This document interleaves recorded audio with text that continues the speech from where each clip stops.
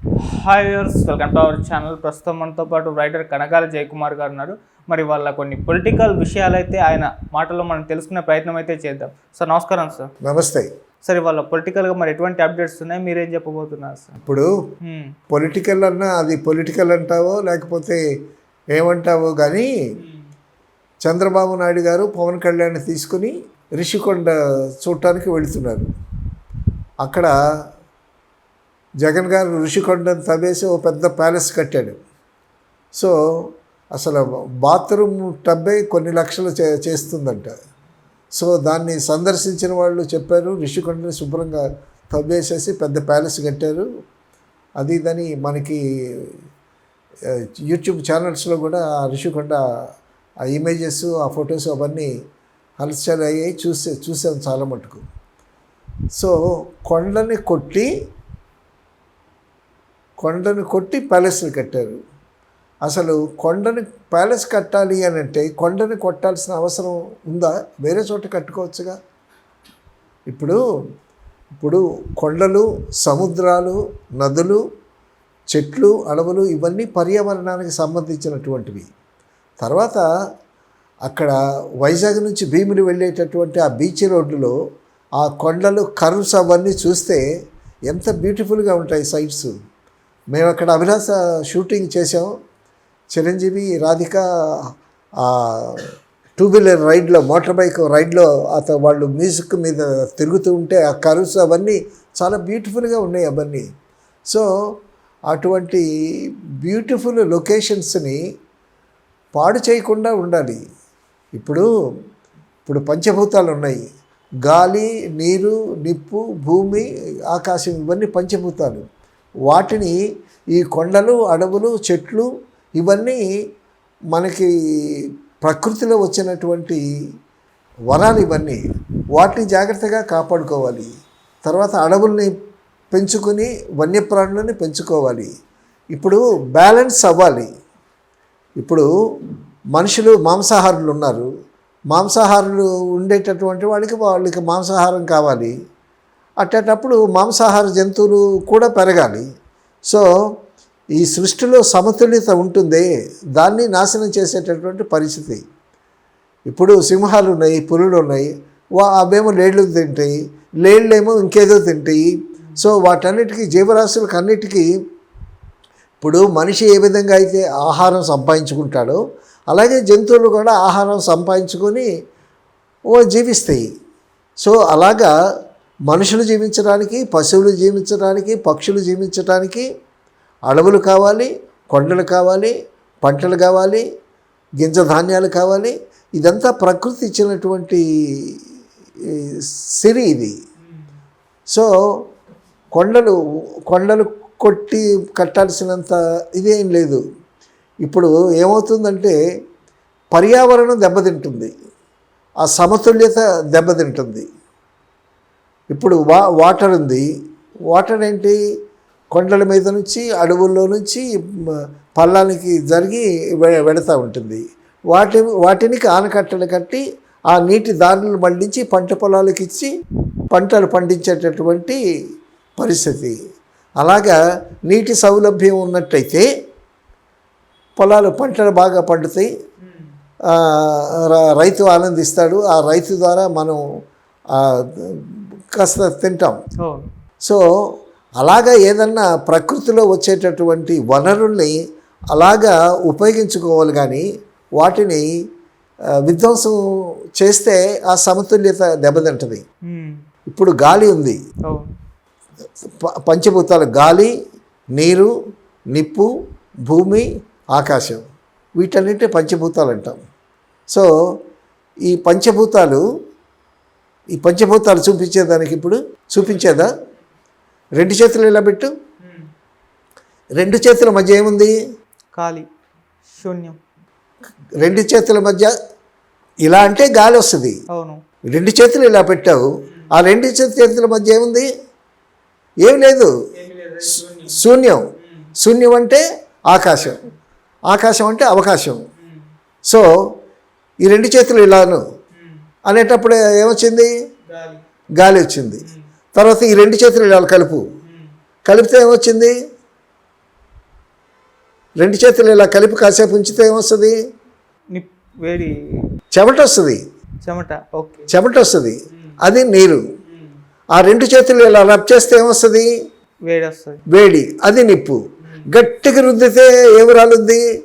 గట్టిగా రుద్దితే రెండు చేతులు మట్టి రాలదు, నీ చేతులకుండే మట్టి రాలేదు, అది భూమి అనమాట. ఇప్పుడు పంచభూతాలు కనిపించాయి నీకు. సో ఇలాంటి పంచభూతాల్ని మనం వాటి సమతుల్యత దెబ్బతినకుండా మనం వాటిని పరిరక్షించుకోవాలి. సో ఇప్పుడు చంద్రబాబు నాయుడు గారు, పవన్ కళ్యాణ్ అక్కడ రిషికొండకి వెళ్తున్నారు. రిషికొండకి వెళ్ళి అక్కడ ప్యాలెస్ని చూసి దాన్ని ఆల్రెడీ కట్టారు. 500 కోట్లు ఎంతో అయిందంటది. సో దాన్ని ఒక ప్రెసిడెంట్ విడిదిగా ఉపయోగించుకోవచ్చు, లేకపోతే కొన్ని కార్యాలయాలు గవర్నమెంట్ కార్యాలయాలుగా పెట్టుకోవచ్చు. ఎందుకంటే ఎలాగా 500 కోట్లు పెట్టి దాన్ని కట్టారు కాబట్టి దాన్ని వినియోగించుకోవాలి.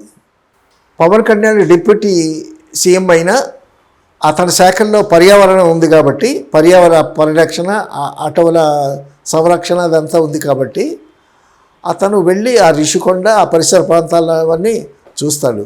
తర్వాత బొబ్బిలి రాజు గారు, బొబ్బిలి రాజావారి రంగారావు ఆయన పేరు ఏదో ఉంది, ఆయన ఒక షో పులుల సంరక్షణ దాని మీద ఒక మంగళగిరిలో అనుకుంటా ఒక షో ఏర్పాటు చేశాడు. అక్కడ పులుల బొమ్మలు అవన్నీ పెట్టాడు. వాళ్ళు రాజులు వేటకెళ్తారు కదా, వాళ్ళకి మనుషుల కన్నా జంతువుల మీద వాళ్ళకి ప్రేమ ఎక్కువ. సో వాళ్ళు వేటాడేటటువంటి పులులు, సింహాలు, లేళ్ళు ఇవన్నీ ఉంటాయి కదా, వాటన్నిటికీ ఒక షో అరేంజ్ చేస్తే ఈయన ఆ షో కూడా తిలకించాడు. తర్వాత వన్యప్రాణుల సంరక్షణ కోసం తీసుకోవాల్సినటువంటి జాగ్రత్తలు తీసుకోండి.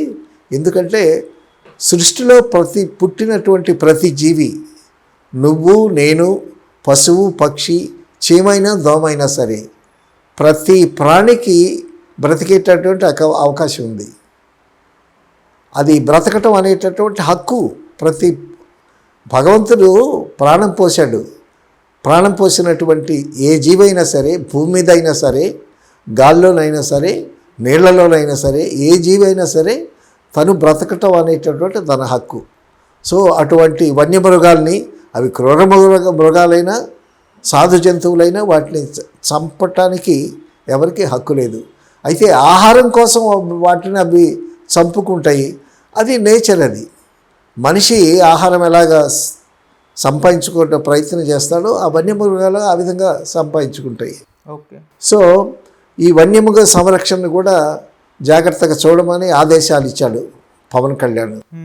ఈ పర్యావరణంలో ఆల్రెడీ పవన్ కళ్యాణ్ చెప్పాడు, పాలిథిన్ కవర్స్ని ఎంటర్టైన్ చేయబాకండి అని. ఎందుకంటే ఒక పాలిథిన్ కవర్, పల్చగా ఉండే పాలిథిన్ కవరు భూమిలో కలిసిపోవటానికి 1 సంవత్సరం కాలం పడుతుంది, మరీ పల్చగా ఉండేదైతే. తర్వాత ఆ వ్యర్థాలు వేస్తారు, ఆ వ్యర్థాల్లో ప్లాస్టిక్లు, పాలిథిన్ కవర్సు అవన్నీ పశువులు తిని అవి లోపలికి వెళ్ళి అవి చనిపోయేటటువంటి ప్రమాదం ఉంది. తర్వాత వ్యర్థాలు సేకరించి వ్యర్థాలతో ఎరువులు తయారు చేయొచ్చు. తర్వాత వాటి నుంచి ఎలక్ట్రిసిటీ తీసేటటువంటి కార్యక్రమం కూడా కొంతమంది చేస్తున్నారు, కొన్ని దేశాలు చేస్తున్నారు. అలాగే ఇప్పుడు సముద్రపు అలలు ఉన్నాయి. ఒక అల ఎంత ఫోర్స్గా వస్తుంది? అవును. సముద్ర స్నానం చేసేటప్పుడు అలా ఫోర్స్గా వచ్చి మళ్ళీ వెనక్కి వెళ్ళింది. అవును. అప్పుడు అలతో పాటు మనం ఒడ్డుకొస్తే పర్వాలేదు, మళ్ళీ తిరిగి వెళ్ళేటప్పుడు అంతే స్పీడ్తో వెళ్తుంది. అసలు ఆ మనుషులు లోపలికి లాక్కెళ్ళిపోద్ది. మేము ఒకసారి వాటర్ బీచ్లో చీరాల దగ్గర అలాగే లాక్కెళ్ళిపోయింది లోపలికి. సో అంత స్పీడ్తో వస్తే ఒక్కొక్క అల ఇలా మీదకి వచ్చినట్టు ఉంటుంది.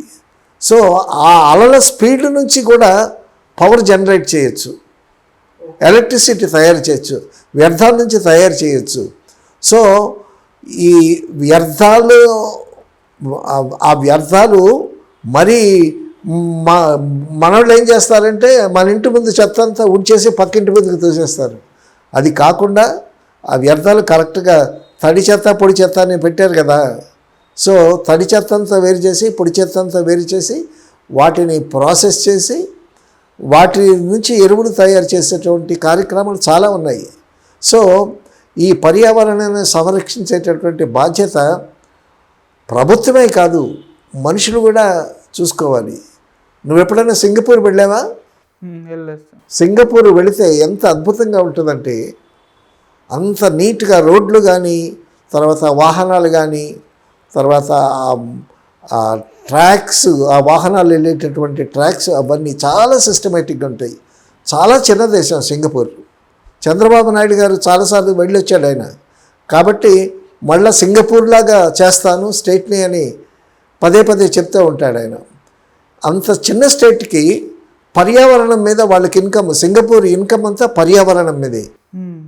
సో పర్యాటకులు వచ్చి పోతా ఉండేటటువంటి ఇదనమాట.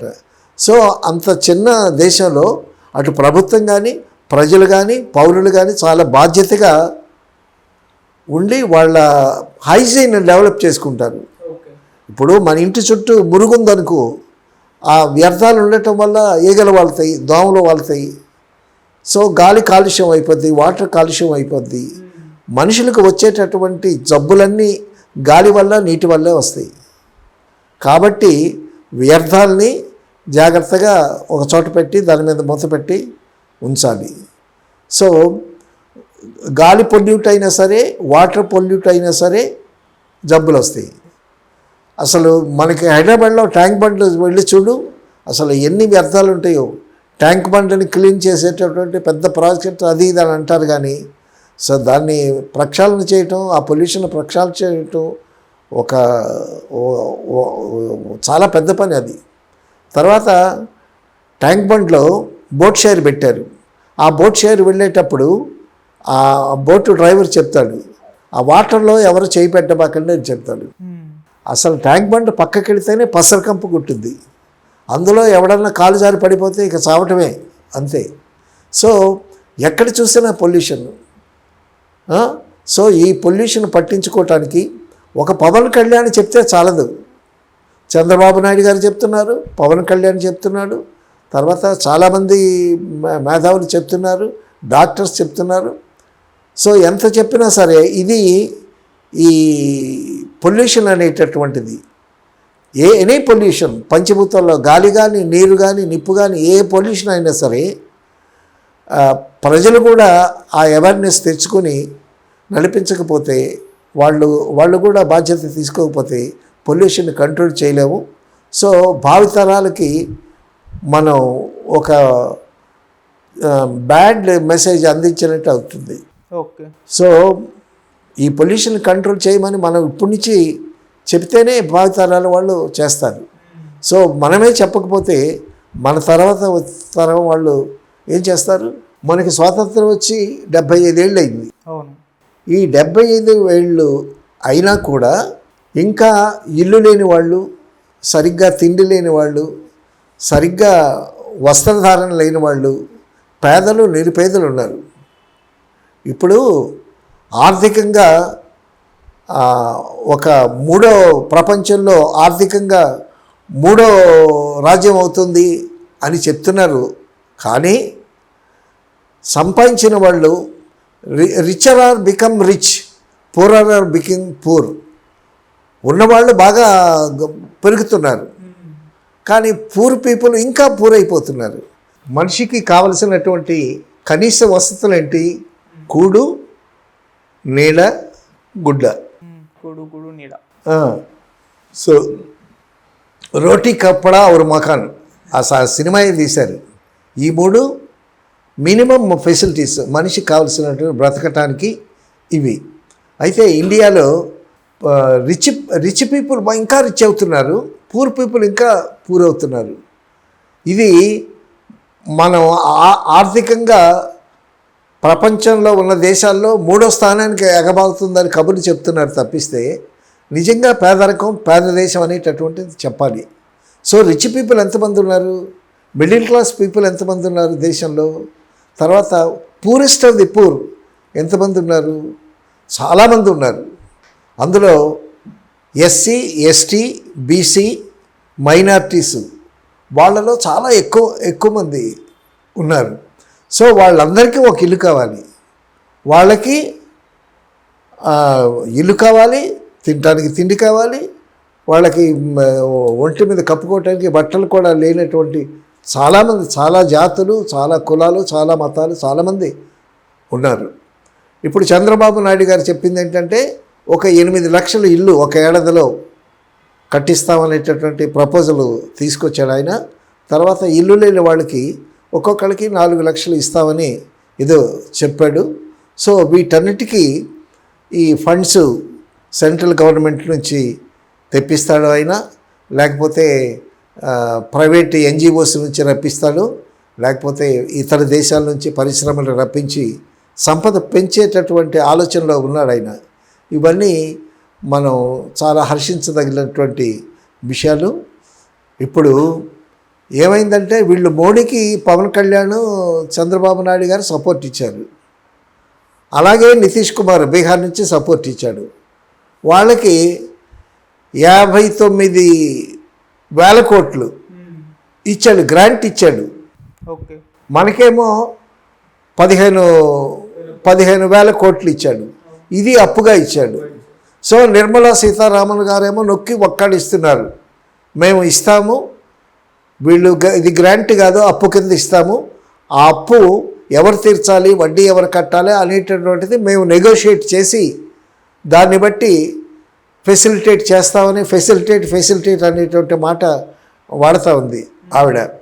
సో మోడీ చెప్పకుండా ఇప్పుడు చేయదు, ప్రైమ్ మినిస్టర్ చెప్పింది చేయాలి కదా. సో ఏమిచ్చాడు మనకి, ఒక 60,000 కోట్ల లక్షల కోట్లు రిఫైనరీ ఒకటి బందర్లో పెడుతున్నాడు, దానివల్ల ఉద్యోగాలు వస్తాయి. ఓకే, సో ఆ ప్రాంతం వాళ్ళకి చాలా బాగుంటుంది అది. సో అదొకటి వచ్చింది. తర్వాత పోలవరం ఎప్పటి నుంచో వాళ్ళే సెంట్రల్ గవర్నమెంట్ చేయాల్సినటువంటి పరిస్థితి వాళ్ళే చేస్తారు. అప్పుడు మనకి ఇచ్చింది ఏమిటి? సో పవన్ కళ్యాణ్ గారు వెళ్ళి మోడీ ఒళ్ళో కూర్చుని గట్టిగా అడిగి ఏమన్నా తీసుకొస్తే తీసుకురావాలి. బట్ వీళ్ళు బాగా చెప్పుకుంటున్నారు, మనకు వస్తున్నాయి వనరులు వస్తున్నాయి, మోడీ మనకు ఫేవరబుల్గా ఉన్నాడు అని. ఎంతవరకు ఫేవరబుల్గా ఉంటాడో మరి పవన్ కళ్యాణ్ గారు, చంద్రబాబు నాయుడు గారు మోడీ దగ్గర నుంచి ఎంత రాబట్టగలరో వీళ్ళ శక్తి సామర్థ్యాల మీద ఆధారపడి ఉంటుంది. అయితే ఒకటి, ఇంతకుముందు స్తబ్దుగా ఉన్నటువంటి ఆంధ్ర రాష్ట్రంలో ఇప్పుడు ఒక కదలిక మొదలైంది. సో ఆ విధంగా మనం సంతోషించాల్సింది. దీనికి రాజధాని కూడా అవుతుంది. తర్వాత మిగతా సోర్సెస్ అన్నీ అవలోకిస్తున్నాడు చంద్రబాబు నాయుడు గారు. సో వాళ్ళిద్దరి కృషితో. తర్వాత ఒక విషయం ఏంటంటే, ఇప్పుడు లంచగొండి తగ్గుద్ది, అన్ని శాఖల ఆఫీసర్సు అందరూ ఉద్యోగస్తులు చాలా ఒళ్ళు దగ్గర పెట్టుకుని పనిచేస్తారు. సో వేస్టేజ్ ఉండదు. సో చాలామంది మంత్రులు, తర్వాత ఐఏఎస్ ఆఫీసర్స్ అందరిలో కాస్త చైతన్యం వచ్చింది. పవన్ కళ్యాణ్ పుణ్యమని, చంద్రబాబు నాయుడు పుణ్యమని. ఎందుకంటే చంద్రబాబు నాయుడు గారు ఇక ఈ టర్మ్లో ఆయన ఎంత చేయాలో మ్యాక్సిమం అంత చేయాలని కంకణం కట్టుకున్నాడు. సో దానికి పవన్ కళ్యాణ్ పవర్ తోడైంది. తర్వాత హోమ్ మినిస్టర్ కానీ, మన చంద్రబాబు నాయుడు గారి వాళ్ళ అబ్బాయి కానీ, తర్వాత నాదెండ్ల మనోహర్ గారు కానీ, వాళ్ళందరూ చాలా యాక్టివ్గా ఉన్నారు. తర్వాత అసెంబ్లీలో నువ్వు చూస్తున్నావో లేదో, వాళ్ళు ప్రాబ్లమ్ రైజ్ చేస్తున్నారు. ప్రతిపక్షం లేదు కదా, ప్రతిపక్షం లేదు. సో వాళ్ళ మీద ప్రతిపక్షం ఉంటే వాళ్ళని విమర్శించడం, వాళ్ళు చేసినటువంటి అవన్నీ బయటికి తీయటం, అవన్నీ ఆ కార్యక్రమాలు ఉంటాయి. ఇప్పుడు ప్రతిపక్షమే కూర్చోట్లేదు కాబట్టి అసెంబ్లీలో ప్రతి ఎమ్మెల్యే, ప్రతి మినిస్టరు వాళ్ళ ఏరియాలో ఉండేటటువంటి సమస్యల్ని ఎత్తి చూపిస్తున్నారు. ఓకే, సో ఆ సమస్యల్ని ఎత్తి చూపించేటప్పుడు ఆ సమస్యలకి పరిష్కారం ఎలాగా, వాటిని ఎలాగా ఇది చేయించాలి, ప్రజలకు కావలసినటువంటి సమస్యల్ని ఏ విధంగా పరిష్కరించాలనేటువంటి ఆలోచనలో ఉన్నారు. తర్వాత స్పీకర్ అయ్యన్ పాత్రుడుగా కూడా పవన్ కళ్యాణ్ని మీరు ఒకసారి వైజాగ్ వెళ్ళి కాస్త విజిట్ చేస్తే మంచిది అనేటటువంటి సలహాలు ఇస్తున్నారు. సో అందరూ అలర్ట్గా ఉన్నారు, చాలా హుషారుగా కొత్త మంత్రివర్గం పనిచేస్తుంది అనేటటువంటి సంకేతాలు అయితే బాగా వస్తున్నాయి. సో ఈ సంకేతాల ద్వారా ఎటువంటి పురోభివృద్ధి జరుగుతుంది. So Polavaram project already work start అయింది, తర్వాత అమరావతి వర్క్ కూడా స్టార్ట్ అయింది. సో అందరూ తిరుగుతున్నారు, మంత్రులందరూ దేశమంతా పర్యటిస్తున్నారు, వాళ్ళ సమస్యలను తెలుసుకుంటున్నారు. సో వాళ్ళు ఇచ్చినటువంటి అర్జీలు తీసుకుంటున్నారు, తీసుకుని బాగా స్పందిస్తున్నారు. సో ఈ విధంగా మన కొత్త ప్రభుత్వం చాలా యాక్టివ్గా ముందడుగు వేస్తుంది. వీటి వల్ల వచ్చేటటువంటి ఫలితాలు వెంటనే కనిపించవు. సో తర్వాత ఖజానా ఖాళీగా ఉంది.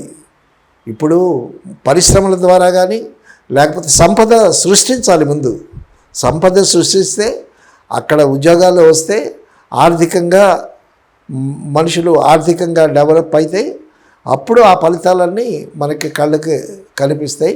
ఆ విధంగా పవన్ కళ్యాణ్ కానీ చంద్రబాబు నాయుడు కానీ మంత్రివర్గంలో సభ్యులు కానీ ఎమ్మెల్యేలు కూడా చాలా బాగా యాక్టివ్గా పనిచేస్తున్నందుకు మనం సంతోషించాలి. ఒక్కసారి పేదరిక నిర్మూలన అనేటటువంటిది జరగడం అసాధ్యం. సో అయితే వీళ్ళు కష్టపడి సెంట్రల్ గవర్నమెంట్ నుంచి సంప్రదింపులు చేసి ఆయా శాఖలకు సంబంధించినటువంటి మంత్రులను కలిసి సో ఇక్కడ సమస్యలన్నీ వాళ్ళకి చెప్పి సో వాళ్ళ దగ్గర నుంచి ఫండ్స్ తీసుకొచ్చి మన స్టేట్ని డెవలప్ చేసుకోవాలి. ఆల్రెడీ నితీష్ కుమార్ స్టేట్కి ప్రత్యేక హోదా అడుగుతున్నాడు.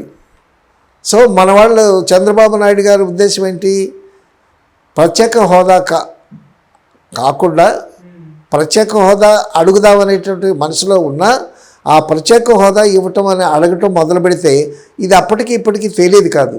ఈలోగా మనకు రావాల్సినటువంటి ఫండ్స్ డిలే అవుతాయి. అందుకోసమని ముందు రావాల్సినటువంటి ఫండ్స్ రాబట్టుకొని తర్వాత ఏమేమి అడగాలో అనేటటువంటి ఆలోచనలో ఉన్నాడు ఆయన. సో ఇటువంటి పరిస్థితుల్లో ఆల్రెడీ జగన్ ఏమో ఢిల్లీలో ధర్నా అంటున్నాడు. వాళ్ళందరూ మళ్ళా అసలు ఆంధ్ర ప్రస్తుత గవర్నమెంటు భయంకరంగా ఉంది, హత్యలు చేస్తున్నారు, ఇది చేస్తున్నారు, ఫెయిల్ అయిపోయింది ఆ గవర్నమెంటు, అది ఇదని వాళ్ళు గొలబెడుతున్నారు. సో వాటిని వీళ్ళు మళ్ళీ తిప్పికొట్టాలి. సో ఇటువంటి క్లాష్లో ప్రజలకి ఒక బ్యాడ్ సంకేతం వెళ్ళేటువంటి పరిస్థితి ఉంది. ఓకే. సో ప్రజలు అటువంటి అపోహల్లో పడకుండా వీళ్ళు జాగ్రత్త పడాలి. తర్వాత ఆ ప్రతిపక్షం వేసేటటువంటి వాళ్ళ చెప్పేటటువంటి మాటల్ని తిప్పి కొడుతూ ఉండాలి. సో ప్రజలలో ఒక సంయమనం కావాలి. ఇప్పుడు వచ్చి కనీసం ఇంకా ఒక 50 రోజులు కూడా అవ్వలేదు గవర్నమెంట్ వచ్చి. సో ఇప్పుడు కొత్త గవర్నమెంటు అసలు ఏ శాఖలో ఏ మినిస్ట్రీలో ఎంత బ్యాలెన్స్ ఉంది, డబ్బులు ఉన్నాయా లేవా, సమస్యలు ఏంటి, ఆ సమస్యల్ని పూరించడానికి ఎన్ని డబ్బులు కావాలి ఇంకా. సో ఇవన్నీ అవగాహన చేసుకుని ప్రజల సమస్యల మీద దృష్టి పెట్టడానికి కొంత టైం ఇవ్వాలి ఎవరైనా సరే. ఈలోగా ఏమిటి కొత్త గవర్నమెంట్ ఏం చేస్తుంది అనేటటువంటి అపోహ ప్రజల్లో కలిగేటటువంటి ప్రమాదం ఉంది. సో కాబట్టి వీళ్ళు కూడా ప్రజల్ని ప్రభుత్వ ఖజానా పరిస్థితి తెలియచేయటానికి వీళ్ళు కూడా ఒక శాఖ ద్వారానో లేకపోతే ఏవైనా కార్యక్రమాల ద్వారానో వాళ్ళకి ఈ విషయాలు తెలియచేస్తూ ఉండాలి. సో ఆ తెలియచేయటం వల్ల తర్వాత మనం ఇంతకుముందు పర్యావరణం గురించి మాట్లాడుకున్నాం. గాలి వల్ల నీరు వల్లే జబ్బులు వచ్చేది, సీజన్ మారిపోయినప్పుడల్లా జబ్బులు వస్తూ ఉంటాయి. సో కాబట్టి పరిసరాల్ని చాలా శుభ్రంగా ఉంచుకోవాలి అనేటటువంటి విషయం వాళ్ళకి చెప్పాలి, గుర్తు చేయాలి. తర్వాత కొన్ని సాంస్కృతిక కార్యక్రమాల వల్ల పల్లెల్లో వెళ్ళి పాటలు పాడి వాళ్ళకి అవేర్నెస్ కల్పించి సో కొన్ని సంఘాలని ఆ విధంగా తయారు చేసి సాంస్కృతిక కార్యక్రమాల ద్వారా వాళ్ళకి అవేర్నెస్ తెప్పించి సో వాళ్ళలో ఒక చైతన్యం కలిగి స్తబ్దుగా ఉంటారు ఇప్పుడు. కాబట్టి ఏంటంటే మనకి ఫండ్స్ లేవు, ఫండ్స్ వస్తాయి, ప్రతి వాళ్ళు ఒక బాధ్యతగా తీసుకోవాలి. అప్పుడే దేశం మన రాష్ట్రం పురోభివృద్ధి చెందుతుంది అనేటటువంటి ఆ చైతన్యము, ఆ అవగాహన వాళ్ళకి ఒక పక్కన కల్పిస్తుండాలి. తర్వాత ప్రతిపక్షం చేసేటటువంటి మోపేటటువంటి వాటన్నిటిని ఎదుర్కోవాలి. వీళ్ళ పనులు వీళ్ళు చేస్తూ ఉండాలి. తర్వాత లా అండ్ ఆర్డర్ చాలా బాగా దెబ్బతిన్నది. సో ఆ లా అండ్ ఆర్డర్ బాగా పరిరక్షణ చేయాలి. ఆవిడ హోమ్ మినిస్టర్, ఆవిడ కూడా చాలా హుషారుగా ఉంది. తర్వాత అసెంబ్లీలో పవన్ కళ్యాణ్ చెప్తున్నాడు మొన్న. ఇప్పుడు గెలిచిన తర్వాత పవన్ కళ్యాణ్ కానీ చంద్రబాబు నాయుడు గారు అని ఏమన్నారు, కక్ష సాధింపులు మనకొద్దు, మనం చేయాల్సినటువంటి పని మనం చేసుకుందాము, అభివృద్ధి మీదే దృష్టి పెడదాము అని చెప్తున్నారు. ఇప్పుడు మొన్న అసెంబ్లీలో ఏంటి, ఎన్ని లక్షల కోట్లు మింగేశారు ఒక్కొక్క చోట. అక్కడ మదనపల్లిలో దస్త్రాలు తగలబెట్టారు. అసలు దస్త్రాలు తగలబెట్టాడంటే గవర్నమెంట్ దస్త్రాలు తగలబెట్టడం ఏంటి? ఇంటికి వెళితే కొన్ని దస్త్రాలు హ్యాండ్ ఓవర్ చేసుకున్నారు. సో ఇవన్నీ అరాచకాలే ఒక విధంగా. సో ఎవరు ఎన్ని లక్షలు తిన్నారు, ఎన్ని కోట్లు తిన్నారు అనేటటువంటిది లెక్క చూస్తే పెద్ద బొక్కలాగా ఉన్నదని చెప్తున్నాడు పవన్ కళ్యాణ్ గారు. సో ఇది కక్ష సాధింపు కాదు, కానీ అన్యాక్రాంతంగా ఆ డబ్బులన్నీ కోట్లు కోట్లు కోట్లు కోట్లు బింగేశారు వాళ్ళు. వాటన్నిటిని కక్కించాలి. సో ఇది కక్ష సాధింపు చర్య కాదు, తప్పు చేసిన వాళ్ళ మీద చర్య తీసుకోవాలి. డెఫినెట్గా ఆ పని జరగాలి. ఎందుకంటే మనం వాళ్ళని ఇక వదిలేసామనుకోండి, అది అలవాటు అయిపోద్ది వాళ్ళకి. వాళ్ళు చేసినటువంటి తప్పుకి వాళ్ళు పనిష్మెంట్ అనుభవిస్తేనే మున్ముందు అటువంటి తప్పు చేయకుండా ఉంటుంది. ఒక పాఠం అవుతుంది అది. కాబట్టి డెఫినెట్గా ఎవరెవరైతే ఎన్ని కోట్లు మింగారో వాటన్నిటిని కక్కించాలి, కోర్టుకు తీసుకురావాలి, వాళ్ళకి శిక్ష పడేటటువంటి కార్యక్రమాలు కూడా జరుగుతాయి. ఈ విషయంలో ఎవరిని క్షమించేది లేదు అని ఖరాఖండిగా పవన్ కళ్యాణ్ చెప్పాడు. దానికి అందరూ మౌనం అంగీకారమే కదా. కాబట్టి ఒక రాష్ట్ర ప్రభుత్వము, నాయకులు కాకుండా ప్రజలు కూడా పర్యావరణాన్ని రక్షించడం కోసం, ఇప్పుడు స్టేట్ డెవలప్మెంట్ పురోభివృద్ధి కోసం అందరూ కలిసికట్టుగా అడుగు ముందుకు వేస్తే అప్పుడు మనకి పూర్వ వైభవం ఆంధ్ర రాష్ట్రానికి వస్తుంది. సరే, అంటే రాష్ట్ర ఖజానాలో డబ్బులు లేవు, ఇచ్చిన హామీల్ని ఎలా నెరవేర్చాలో అర్థం కావట్లేదు, కాస్త ప్రజలు కూడా సమయం పాటించాలి, అర్థం చేసుకోవాలని చెప్పేసి మన చంద్రబాబు నాయుడు గారు అన్నారు. అంటే జగన్మోహన్ రెడ్డి మొత్తం అప్పుల పాలు చేసేసారని చెప్పేసి. అయితే ప్రచారంలో జగన్మోహన్ రెడ్డి మొత్తం అప్పులు పాలు చేసేసారు, అసలు రాష్ట్ర ఖజానాలో కూడా ఏం లేవని ఎలక్షన్స్ ముందు కూడా ఈ మాట చెప్పారు. మరి అంత డబ్బు లేనప్పుడు అన్ని హామీలు ఎలా ఇచ్చారు, అవి ఎలా నెరవేరుస్తారు అని చెప్పేసి ఇప్పుడైతే క్వశ్చన్స్ రైజ్ అవుతున్నాయి సార్. ఇప్పుడు ఏ ప్రభుత్వం వచ్చినా సరే జనాలకి తాయిలాలు చూపించాలి, మీకు అది ఇస్తాం ఇది ఇస్తామని. అది ఎలక్షన్ క్యాంపెయిన్లో ఇచ్చేటటువంటి హామీలు. ఏ ప్రభుత్వం అయినా సరే, ఏ పార్టీ అయినా సరే ప్రజలకు మీకు అది ఇస్తాము ఇది ఇస్తామని చెప్తారు. అంటే ఫ్యూచర్లో చేస్తాము అనేటటువంటి నమ్మకం. ఇప్పుడు ప్రజల ఓట్లు కావాలి ప్రభుత్వానికి, వాళ్ళు చెప్తారు వీళ్ళు చెప్తారు. అయితే వచ్చినటువంటి ప్రభుత్వం ఎంతవరకు నెరవేరుస్తారు అనేటటువంటిది వేచి చూడాలి. అసలు ఇప్పుడు తెలంగాణ రాష్ట్రం కూడా అలాగే చెప్పింది, అది చేస్తాం ఇది చేస్తాం చెప్పింది. ఆంధ్ర రాష్ట్రం కూడా అలాగే చెప్పింది, అది చేస్తాం ఇది చేస్తాం అని చెప్పింది. సో ఎలక్షన్లో గెలవటం కోసం, విజయం కోసం చెప్తారు. అయితే చెప్పినవన్నీ చేస్తారా అంటే డబ్బులుంటే ఏదైనా పని జరుగుద్ది అయ్యా, డబ్బులు లేకుండా ఏ పని జరగదు కదా. సో కాబట్టి ఏంటంటే ఆ భరోసా మీద తర్వాత వాళ్ళ విజయం కోసం హామీలన్నీ చెప్తారు. ఇప్పుడు మనకి చంద్రబాబు నాయుడు, పవన్ కళ్యాణ్, మోడీ గవర్నమెంట్ నిలబెట్టారు. నిర్మలా సీతారామన్ ఏముంది, వాళ్ళేమో 59,000 కోట్లు వాళ్ళకి ఇచ్చారు, మనకేమో 15,000 కోట్లు అప్పు ఇచ్చారు. తర్వాత నిర్మలా సీతారామన్ ఏమంటుంది, మీకు భవిష్యత్తులో చేయవలసినటువంటి సహాయాలు అన్నీ చేస్తామని అంటున్నారు. అది హామీ కాదా? ఈ 15,000 కోట్లు గ్రాంట్లో ఇవ్వచ్చు కదా, వరల్డ్ బ్యాంక్ నుంచి ఎందుకు ఇవ్వాలి? మళ్ళీ అప్పు వరల్డ్ బ్యాంక్ నుంచి అప్పు ఇప్పిస్తారు వాళ్ళు. ఈ అప్పు సెంట్రల్ గవర్నమెంట్ తీరుస్తుందా, స్టేట్ గవర్నమెంట్ తీర్చాలా? ఈ అప్పు మీద వడ్డీ ఎవరు కడతారు? సో ఇవన్నీ హామీలు, గెలవటం కోసం హామీలు, ముఖం తుడుపు కోసం హామీలు. సో ఎంతవరకు చేస్తారు అనేటటువంటిది ఇప్పుడు. ఎందుకంటే పరిపాలన అనుభవం లేనటువంటి ప్రభుత్వం వెళ్ళింది, పరిపాలనతో కూడినటువంటి ప్రభుత్వం వచ్చింది. 40 ఏళ్ల అనుభవం ఉంది చంద్రబాబు నాయుడు గారికి. అప్పుడే సెంటర్లో చక్రం తిప్పినటువంటి వ్యక్తి. సో అటువంటి పరిపాలన అనుభవం ఉన్నటువంటి, పరిపాలన దక్షత కలిగినటువంటి సీఎం ఉన్నాడు. తర్వాత నిస్వార్థంగా పనిచేసేటువంటి ఒక నాయకుడు ఉన్నాడు. తర్వాత మనం ఇక్కడ చెప్పుకోవాల్సిన ఒక విషయం ముఖ్యమైనది, నాయకులు మంచి నాయకులు కావాలి, తినే నాయకులు కాకుండా మంచి నాయకులు కావాలి. ఇప్పుడు చాలా ఆదర్శంగా కనిపిస్తున్నాడు పవన్ కళ్యాణ్ గారు, నిస్వార్థంగా ఉండేటటువంటి ఒక నాయకుడు. సో ఇతను ఒక రోల్ మోడల్ అందరికీ.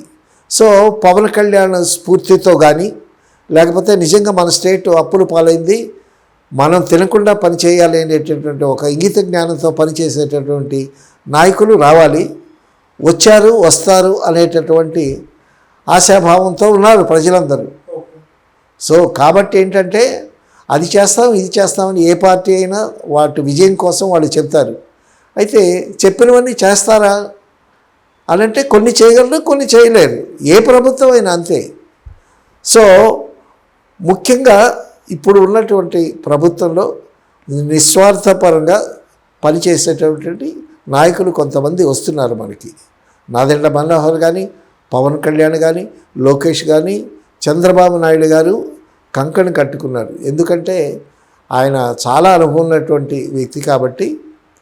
సో ఆయన వయసు కూడా అయిపోతుంది. ఈ 5 సంవత్సరాల్లో ఆంధ్రాకి చేయాల్సినటువంటి మ్యాక్సిమం హెల్ప్ చేద్దాము, ఈ స్టేట్కి మంచి పురోభివృద్ధిలోకి తీసుకొద్దాము, పరిశ్రమలు రాబడదాము, యువతకి ఉపాధి కల్పిద్దాము, అవన్నీ అనేటటువంటి ఉద్దేశంతో అందరూ ఉన్నారు. సో అది ప్రజలు కూడా గమనించి, సో సహకరించి వాళ్ళు చేయాల్సినటువంటి పనులు వాళ్ళు ప్రభుత్వ సహాయంతో కానీ, నాయకుల సహాయంతో కానీ అందరూ కలిసి ప్రభుత్వం ప్రజలు సహకరించుకొని ప్యారలల్గా వెళ్ళాలి. వెళితేనే ఏదైనా పురోభివృద్ధి సాధ్యమవుతుంది.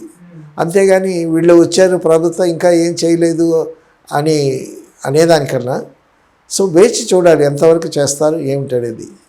సో ఇప్పుడు ప్రభుత్వం మాత్రం, నాయకులు మాత్రం చాలా ఆశావహంగా చక్కగా పనిచేస్తున్నారు. సో ఆ ఫలితాలు కొద్ది రోజుల్లో ప్రజలు అనుభవించేటటువంటి రోజు వస్తుంది అనేటువంటి భావనతో ప్రజలు కూడా ఉన్నారు, లేని వాళ్ళు ఉండాలి. సార్ అంటే చంద్రబాబు నాయుడు గారు ఇప్పుడు ఈ 3 సంవత్సరాలు అలా దాటేసిన తర్వాత చివరి 2 సంవత్సరాలు ప్రజలకు మంచి చేస్తే అది మళ్ళీ ఎలక్షన్స్ నాటికి యూజ్ అవుతుందన్న వ్యూహరచనలో ఉన్నారు అని చెప్పేసి ఒక విమర్శ అయితే వినిపిస్తుంది సార్. దానికి మీరేం చెప్తారు? వ్యూహరచన నువ్వే అంటున్నావు కదా, ఆయన ఆ వ్యూహరచనలో ఉన్నాడని వీళ్ళు ఊహల్లో ఉన్నారు. ఇది నాలుగుకి ఎముక లేదు, నాలుగు ఎట్టాగన్నా తిరుగుద్ది. ఆయన ఇప్పుడే 1,00,000 కోట్ల ప్రాజెక్టు తెచ్చినా కూడా విమర్శలు ఉంటాయి. విమర్శలు ఎప్పుడు ఉంటాయి, విమర్శ ఉండాలి కూడా. ఇప్పుడు ప్రభుత్వానికి, లీడింగ్ పార్టీకి ప్రతిపక్షం కూడా ఉండాలి, బలమైన ప్రతిపక్షం ఉండాలి. ఏ ప్రభుత్వానికైనా బలమైన ప్రతిపక్షం లేకపోతే వాళ్ళు ఇష్టానుసారంగా చేస్తారు. కాబట్టి ప్రతిపక్షం ఉండాలి. ప్రతిపక్షం వాళ్ళు విమర్శిస్తూ ఉంటారు, ఎప్పుడూ విమర్శలు ఉంటాయి. సో ఆ విమర్శ కాస్త ఆ ప్రాబ్లం సాల్వ్ చేసే దిశగా ఉంటే ఇంకా బాగుంటుంది. అందరూ ఊహాగానాలతో, తర్వాత మీడియా భయంకరంగా తయారైపోయింది. అదిగో పూలంటే ఇదిగో తోక అంటారు. సో జగన్ ప్రభుత్వం అంతా కాంగ్రెస్లో కలిపేస్తారు అని ఒక ఊహ, రకరకాల ఊహలు. ఒక్కొక్క ఛానల్కి ఒక్కొక్క ఊహ ఉంటుంది. ఆ ఛానల్లో చెప్పేటటువంటి వాళ్ళకి ఒక్కొక్క ప్రతి ఊహ ఉంటుంది. ఇప్పుడు చంద్రబాబు నాయుడు ఫేవరబుల్ ఛానల్స్ ఏముంటాయి, సర్వనాశనం అయిపోతుంది ఈ కొత్త ప్రభుత్వం వచ్చి అని అంటున్నది. మరి వీళ్ళు ఈ గవర్నమెంట్ని సపోర్ట్ చేసేటటువంటి ఛానల్స్ ఏమంటారు, వాళ్ళంతా డబ్బు మింగేశారు, కోట్లు లక్షల కోట్లు మింగేశారు, ఖజానాలో ఖాళీ చేశారు, ధ్వంసం చేశారని వీళ్ళు అంటారు. ఇది మామూలే. ఏదైనా ప్రభుత్వం వచ్చింది, వాళ్ళు ఏం చేస్తారో వేచి చూడాలి. సో దానికి ప్రజలు కూడా సంయమనం పాటించాలి. Thank you so much sir. ప్రస్తుత ఏపీ ప్రభుత్వ పాలన పైన మీ విశ్లేషణ అండ్ మీరు వాళ్ళకి ఇచ్చే సలహాలన్నీ కూడా చాలా బాగున్నాయి sir. Thank you so much sir. Okay, thank you.